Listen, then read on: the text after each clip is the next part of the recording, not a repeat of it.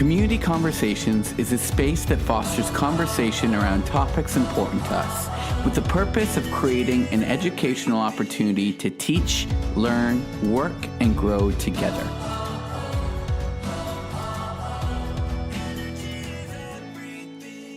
With your host, Ina. Hi, and welcome to another episode of Community Conversations. We're now in the middle of summer, which makes this conversation amazing, I think. Today we're going to talk about nature and the environment, and that's why I'm so happy to have our guests for today. Melody, welcome. Hi, thanks for having me. Yeah, and for those that follow and listen in on our podcasts, you were on episode number 51, and personally that's where I went like, you really have to be on this community conversation, because there was so much there that I really loved. First of all, the fact that you work as a nature connected coach. Amazing. Can you tell us more? Can you tell us more about that? What do you do? What is it? So my main, I guess the first thing I do with clients is just really helping them slow down. So whether it's with an individual client or a group of people, we'll ideally go in person out to a forested area or along a trail, and we walk really slow. Because often, we're just running through life, right? Society wants us to go and do. So we don't take time to slow down and actually feel all the things that are going on in our body and in our minds. So so first is just really slowing down and connecting with ourselves and connecting on a soulful level, and then going from there on, what the client, where they are and what they want to work towards.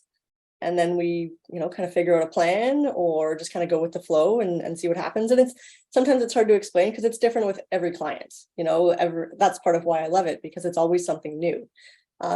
But mainly, connecting to our own true nature through nature. And so when a lot of it moved online a few years ago, people kind of wondered, how are you going to do that? But we are nature, and I'm sitting at a wood desk, and we can look out the window, and we can use visualization and all sorts of, any other tools, we can go in our backyard or sit on our balcony. So there's really just so much to work with, because nature's everywhere and we are nature. That was also one thing I loved on the podcast, and that you said, now we are nature. We're all nature. We're all connected, not just us humans, but the trees and plants and vegetables and animals and the whole planet. I went way woo in the beginning, but that's me. Yeah.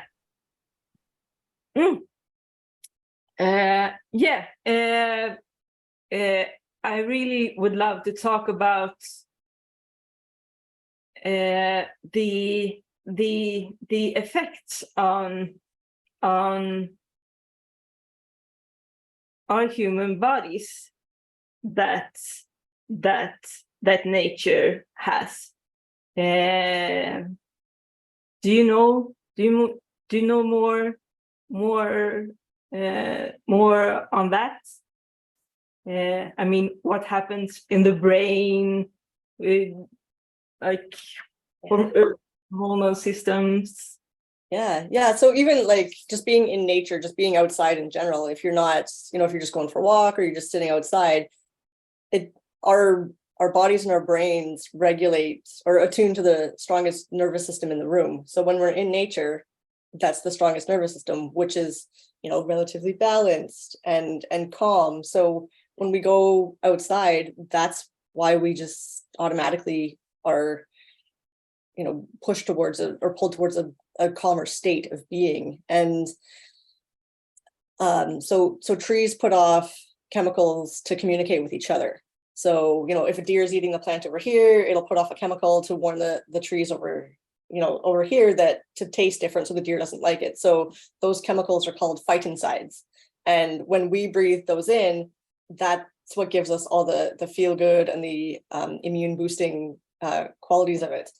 And out here in BC, where so British Columbia, Canada, where I am, there's a lot of coniferous forests, and coniferous forests puts off more of those chemicals than, say, a deciduous forest like maples and like leafy trees. So and being by water has so much more of those negative ions. And earthing is a thing now where you're walking barefoot. So just being barefoot on the grass, or I walk along trails barefoot all the time, and I always invite clients to do the same. And often they say it feels like they've had a foot massage, or they can feel it going like up from their feet up to their to their heads, as if they leave their shoes off long enough. And it's just that physical connection to the earth. And gardening, that's why gardening is so good too, because we're in the dirt with all the beneficial organisms that are in there. And there's so many, and the good bacteria, which is all just so good for our health, and like reducing inflammation and reducing stress and lowering blood pressure. And there's just so much goodness. So my answer to everything is usually go outside. If you're feeling sick, go outside. If you're stressed, go outside. If you're happy, go outside. If you're tired, go outside. Just go outside. Yeah. I as a Reiki practitioner, body therapist that has learned so much about like energetic systems, and also now currently more on the physical body, that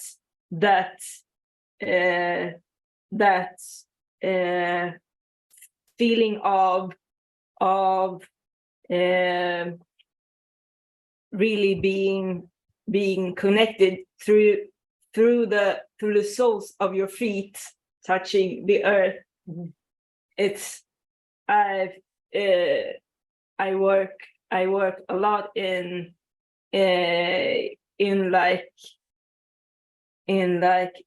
visualizing you yourself as a tree, and your roots from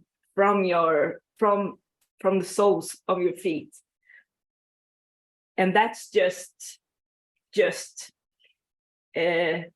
on a visualization level. So it makes me so happy to hear that your clients have actually felt that sensation of when they walk barefoot. That is another such a strong example of that. This is this is for real. This is not just some woo thing that people make up. Yeah, it's definitely nice to know that the science is catching up to all the woo-woo-ness of it all. Yeah. Yes, because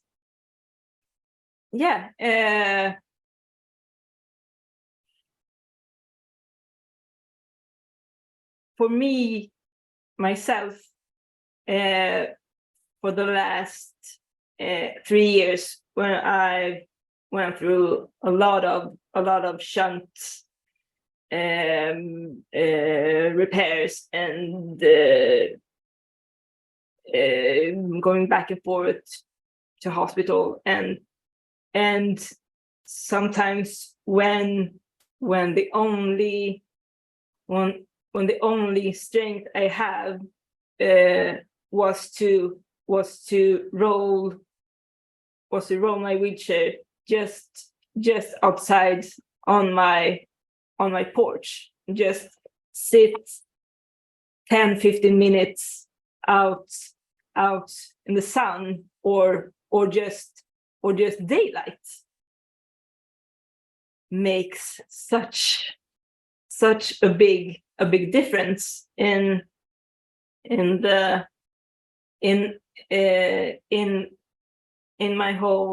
my whole being, and the feeling of, oh, I'm so tired, I can do nothing, I just lay here in my bed feeling sick, and then I go and sit outside for 10-15 minutes. It's like I'm recharged. Yeah, and there's scientific studies now that say that patients in hospital beds that have a window to, let's say, a forested area or seeing nature over windows that look at buildings, the ones who are looking outside to nature, they have better or faster recovery. Oh. Which another, well, not funny, but for most of my hospital surgery related stays, my hospital window was to another building, like 5 meters from my own window. So that was like, that was really something I felt. So yeah, nature does a lot of amazing stuff, which brings me to another point. I would love to bring in Diva and Danny to share your experience of nature and outdoors. And yeah, Diva, you go first. Oh, well, I have a lot of experience since that just sounded so bad. I have a lot of experience of being outside.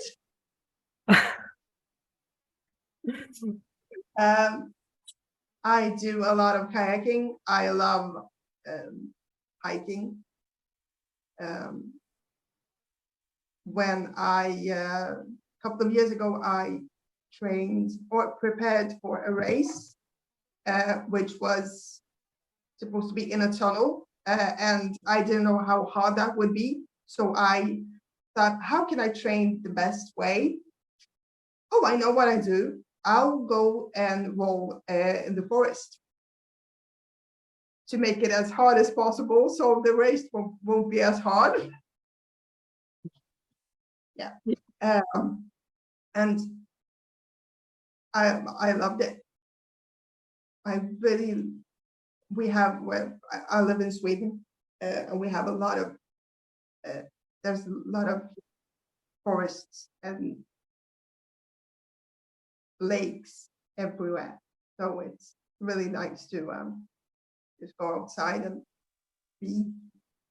And it helped me with a lot of things, a lot of recovery, and all sorts of areas. Yeah. Especially the kayaking, I would say, because it's one of the most accessible activities when you're a wheelchair user. It's very freeing.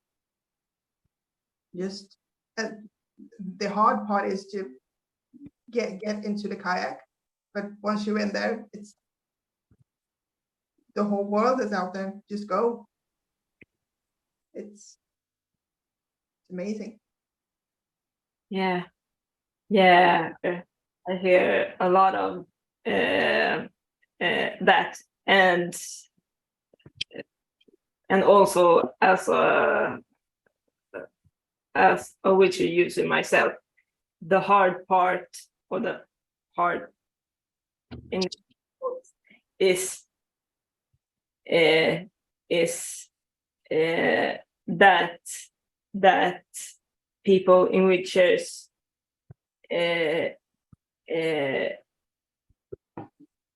might not think that nature, especially during winter, when it snows and such, it's not accessible. And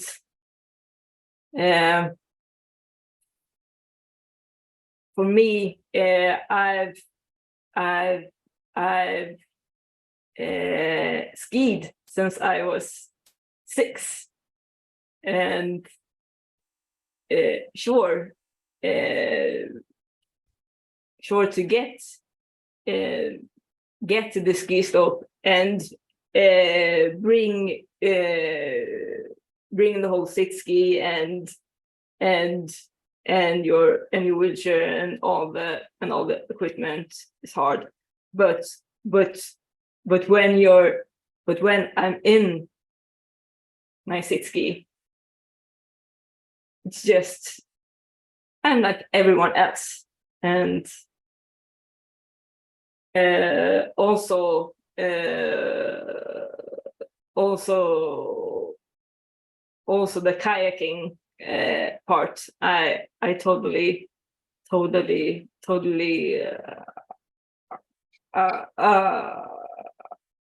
agree, Diva, that it's you get so close to nature. And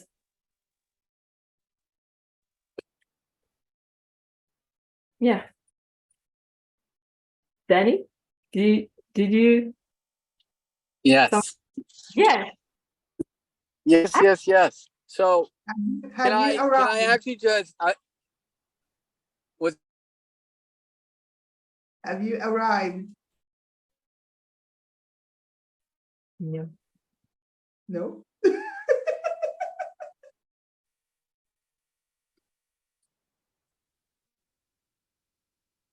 hello? Hello. There? Hi. Okay, there we go. So can I just say that I love how this conversation started around slowing down, and the irony is not lost on me that I'm in my car rushing home from a music camp that I've been running all week, and the irony of slowing down and where I'm at right now and joining in my car rushing home, the irony is not lost on me. And slowing down, I think, is, for me anyways, it's become so important, and it's become so necessary. I used to, I mean, for example, disconnected from the nature side of things, but I used to, you know, if a client asked if you know, we could do a Sunday session, I use like Monday to Sunday, fair game. I take it on. But I started to realize, Danny, as much as you love people, as much as you love working with people, as much as you get energized by that, you're realizing, Danny, that you yourself need to, you like quiet time as well. You like being able to unwind as well. You like being able to slow down and not have to, even if it's just like one session on a Sunday, you love knowing that the entire day there's no responsibility that you have to think about in that day. And so I got to a point professionally where I started to say, okay, Saturday and Sunday, I need to intentionally slow those days down. You know, need to prioritize family stuff, need to prioritize my own like decompressing. And I feel now, Melody, to have you on today, because Melody and I got to meet for the first time in Chilliwack. I stayed at her house and went and performed at her daughter's school. And it was cool because we went for a hike, and it was just so nice. Even in the busyness of that trip, it just felt so nice to be able to intentionally carve out some time to not be busy. And that was just so incredibly nice. And my body and mind really appreciated it a ton. I could feel that. And it was so good. And I could understand, Melody, why you love it so much, and why it's not only love it, but it's important to you personally and professionally to open that world to other people. Because I do think we live in this world that is just go all the time. And I don't know, we might agree or might not, but I'm definitely experiencing, as like things grow, as you know, things gain more momentum, things don't slow down unless you intentionally carve out and prioritize things slowing down. For me anyways, it's become I could become that hamster that just like gets in the ball and doesn't stop, or gets in the wheel and doesn't stop. Or I could say, find my moments, find those times to say, I need to stop. I need to stop, because if I don't, everything's going to suffer. Anything I do, anybody I work with, I'm going to become useless to people I work with if I don't slow down, if I don't find moments to say, cool, I can't do that. I'm terrible at saying no. I'm terrible at saying I can't do something. Because I just, you know, say I can do everything, but I can't. That's the reality. You can't do everything sometimes. And so, as I say, the irony in slowing down and me being in the car finishing a music camp that's been happening all week, rushing home for our conversation today, the irony was not lost on me. Danny, no rushing today, especially not when you're in the car. And yeah, this conversation is good for you in different levels. So yeah. Heck yes. Focus on slowing down. Get home safe. Oh yeah. I am home. For anybody that was wondering, I am home now. I thought it would be a good theme to, at this point, just stay in my car. Good. Oh, why bother going inside now? I'll just stay in my car. Sounds good. Oh, I love that you mentioned the walk on the river that we went on, because Yeah. I hadn't gone to the river in a while, but I've been going there almost weekly the last little while. And whenever I walk past the spot, it's like, oh, this is where, you know, Danny and the guys and I went for a walk. And yes. with like the nature connected coaching side, like when you have an experience, like an experiential experience with with a client out on the land, they remember that Yeah. spot, right? And they Yeah. feel more connected to the earth, and then they take better care of it. Because how it all started for me, Mhm. I wanted to save the planet, you know. So now it's like one person at a time. If I can help one person, you know, want to take care of this tree or take care of their garden or like grow their food, you know, it's all just about connecting to the earth and yeah, kind of healing the earth one person at a time. It's kind of how it's rolled out. And Yeah. yeah, so I think you guys want to go to the river. Oh my gosh, that's so great. It was so awesome. And can I just say as well that it's so cool to see your connection to the nature and the land and all those things, and how that is trickled down onto your daughter Jenny, and just what it means to her as well. And you know, creating that next generation. One of the things that I loved and have loved learning about our Indigenous community here in Canada is they always ensure from past to present that they're taking care of the land for up to 7 generations, which I just think is so cool, because I think sometimes with the fast pacedness of life, we become so self-consumed that worrying about like another generation, even one generation, becomes like, no, whatever, I'm just worried about right here and right now and what I'm doing and who I am.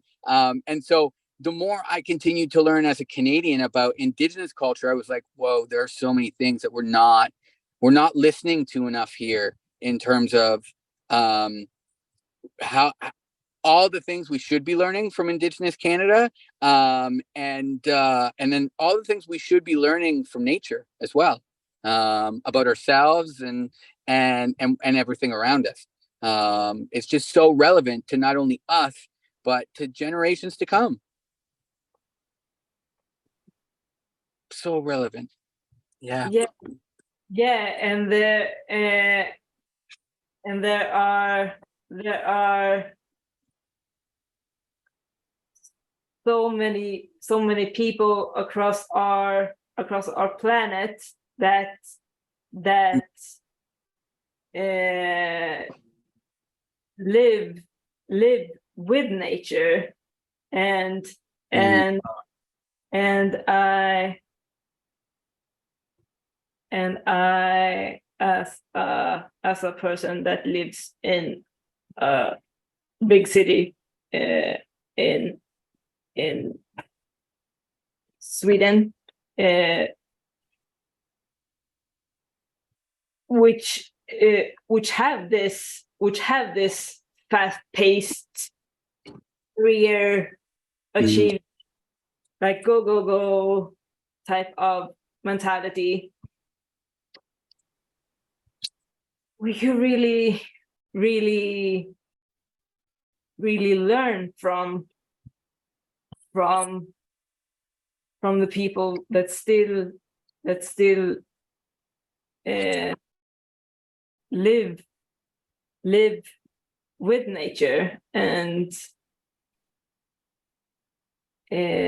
take bite sizes of those things, like like growing your own vegetables, especially now here, where it's now summer, when we're actually able to do that. So every small part counts.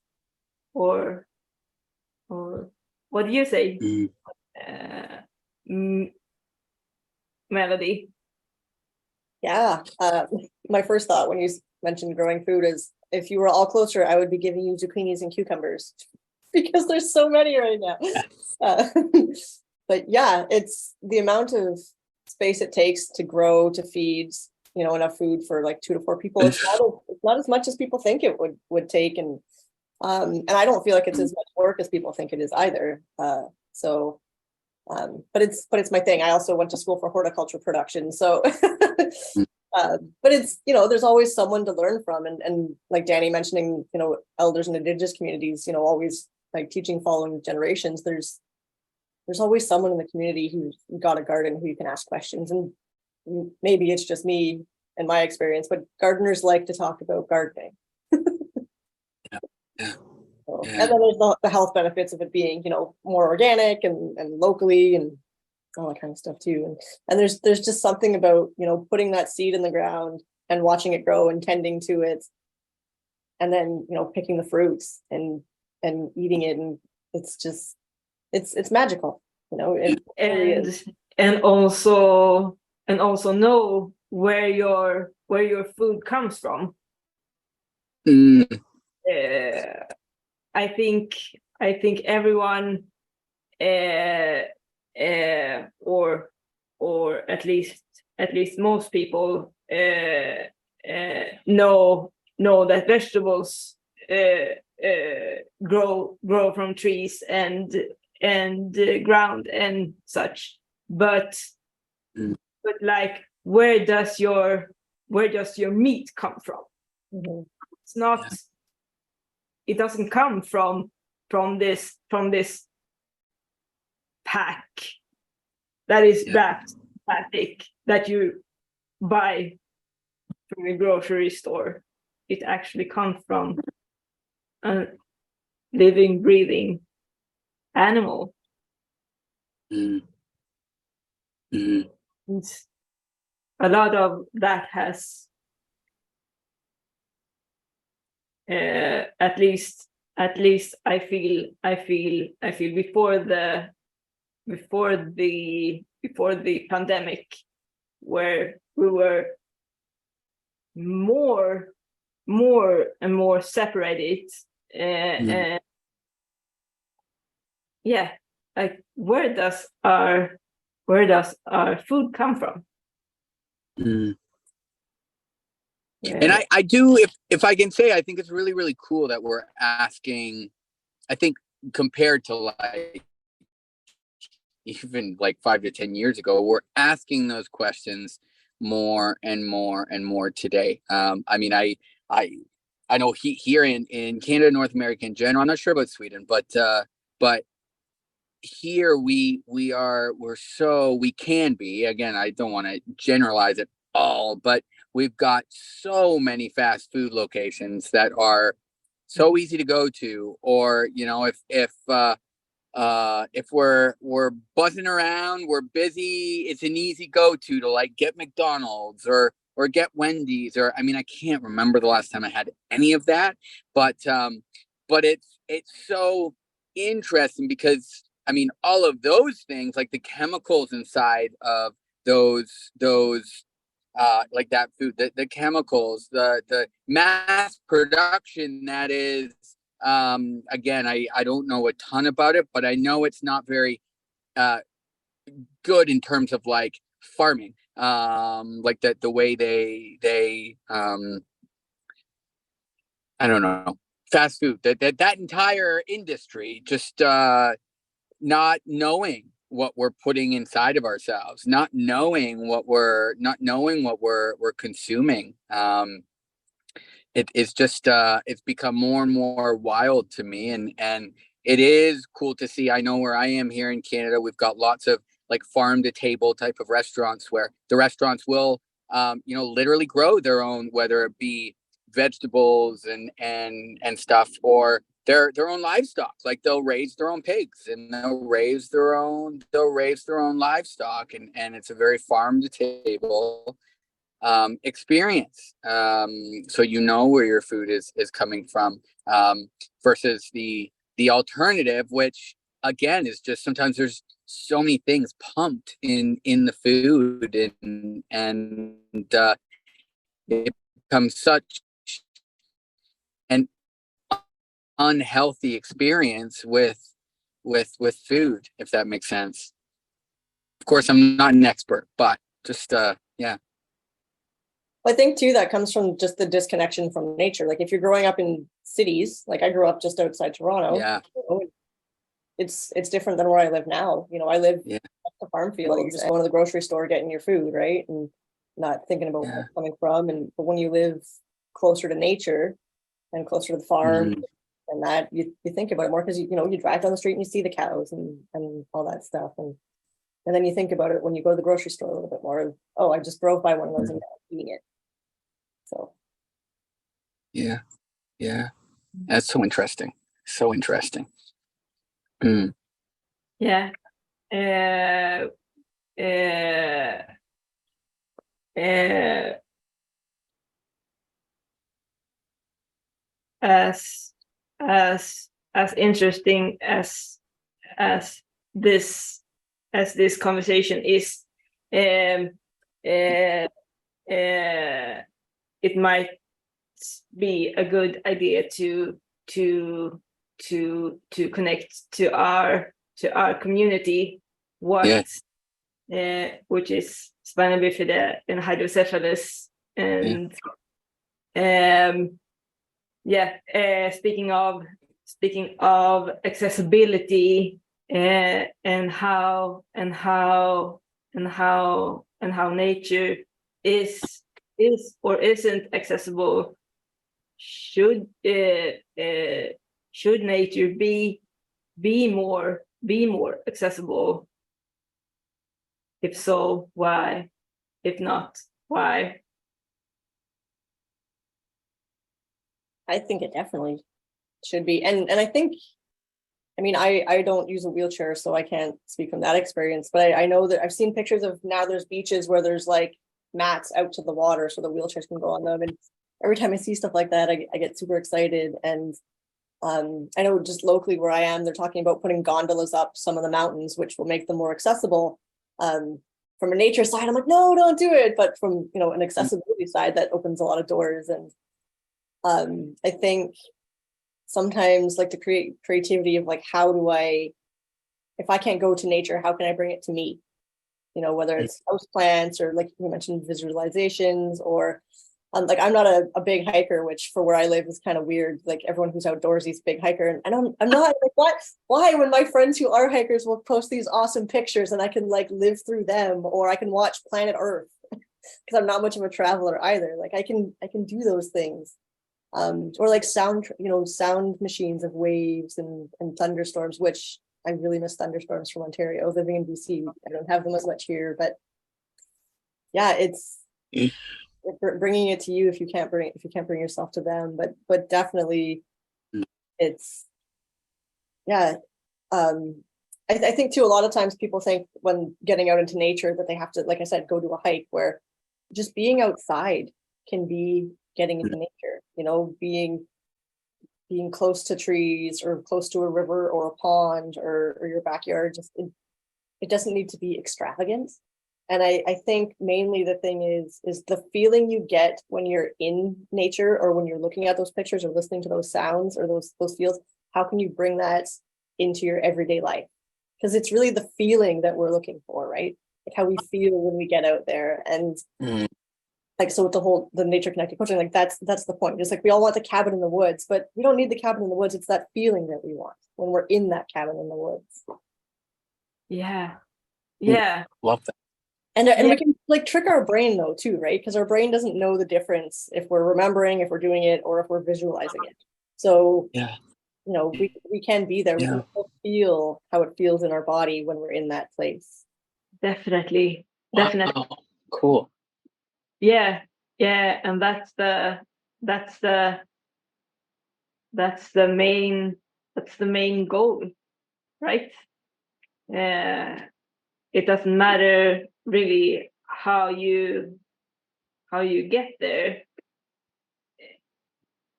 which tools you use. but what happens inside of your body? How does your body feel? How does your brain, your thoughts affect when you hear the sound, or look outside, or look at pictures, or nature documentaries or movies? I mean, Well, and that's why we start with slowing down, because you have to you have to stop the brain chatter so that you can really listen into that, right?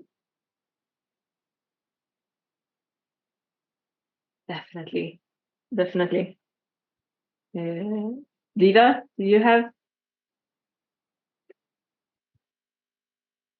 What was the question again?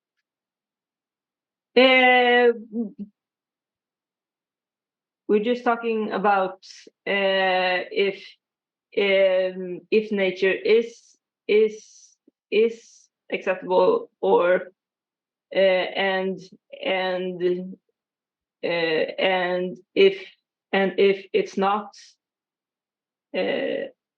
should it be more accessible? I'm back now. I've lost track of things for a moment there. I was visualizing. Well, it's getting there, but I also think that from the nature's point of view, it's a bit of a shame that we need that accessibility because it destroys a lot. But I also want to get to places and I want to experience things. It's a bit of a bittersweet feeling. Like I can, when I'm at an accessible beach, I've said this before on this channel, I think I don't want anything touching, I don't want sand touching my feet at all. Although I can't feel the sand, I just, no, thank you. But I'm happy that I can get to a beach. I'm happy that I can get into water from the beach without it taking hours for me to get there because it's so hard. But at the same time, it's bittersweet feeling because it's a part of that nature feeling away, if you know what I mean. Not really. Can you elaborate? Like you have sand and all of a sudden there's a pathway that isn't sand anymore. It's concrete or whatever they're made of, plastic. It just feels off. And it's there because I can use it, but it still sucks in a way. Yeah. It's very bittersweet, and also for me, which might be hypocritical, I don't know, but for me it depends on what it is and where it is, like accessing beaches. There I can, there I get the feeling that yes, that's good. If more sand beaches had like uh, pathways. Yeah. Not concrete though. That's so, Yeah. I don't draw the line, but if you have like wooden pathways, then that is at least some sort of nature elements, Mhm. Mhm. but it still makes us as a wheelchair users able to access the beach. Mm. But I saw, I think it was a documentary of some sort in, oh, was it Grand Canyon, or where the business side of things have grown so much. So there was plans of building this massive gondola type of thing, so that people could easily more easily get up and down the canyon. Huh. But if you're not, that is where my brain goes, no, wait, Yeah. time out here. I mean, if you're not physically able or have the strength to go up and down a canyon, then maybe just Don't. yeah. And it yeah yeah We can Yeah. all choose not to do things. That's yeah that's a tricky one. That is a tricky one. That's a really tricky one. Yeah, I don't even know. That's a tricky one. Because I mean, at the root of all these conversations, I think at the end of the day, our community really just wants to know that they have the power to decide whether they can or can't do something, right? So like, yeah, that let's just say I don't want to be in a position where I have to make that decision if we build that or don't build that. Mhm. Because that's a tough one. That's a really tough one, I think. If I can pitch in, I think it depends on who it's for, Yeah. because I have experienced a lot of times that when something becomes accessible for people that, for example, use wheelchairs, Yeah. a bunch of other people want to use it as Right. well. Yep. Yep. Yep.